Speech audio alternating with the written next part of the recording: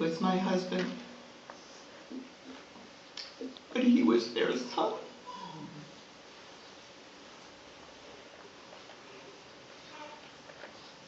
And that was their flesh and blood, laying there fighting for his life.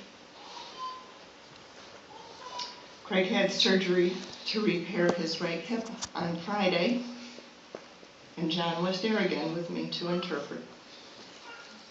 His ribs were broken so badly that there was a free-floating section of ribs called flail chest that interfered with his breathing. The detached piece moves in the opposite direction of the rest of your chest when you breathe. So Saturday night, when it was me and the weekend crew in the ICU, I Googled what flail chest meant. Not a very good idea. Sorry, Joanne, you tell me not to look up stuff on WebMD. 50% of people with flail chest die. So I called out to God, and then I requested respiratory therapy. And from that point on, Greg had no respiratory complications. They got after him and said if he didn't do what he was supposed to, he would get pneumonia and he would die. But he did what he needed to do.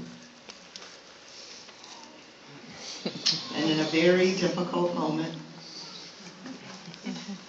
a respiratory therapist asked me if I was a believer.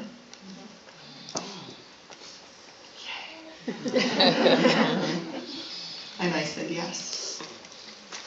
And she took my hand, and she prayed with me, and she hugged me, and she told me, you have faith, he's going to be fine. Well, Greg was in the trauma ICU for 6 days and then moved to a surgical recovery floor. From the beginning, there had been a parade. People came to see Greg and me every single day. Families, friends, Pastor Al and Donna Joe, church friends, farmer friends, neighbors, and strangers. A day never went by that we didn't get mail at the hospital or at home. From day one, I had started texting family and friends with updates on Greg. My phone was full to overflowing with prayers by text and on voicemail and in email. The stack of get well cards was getting higher. Our Huntingville church family put prayer updates on the church Facebook page.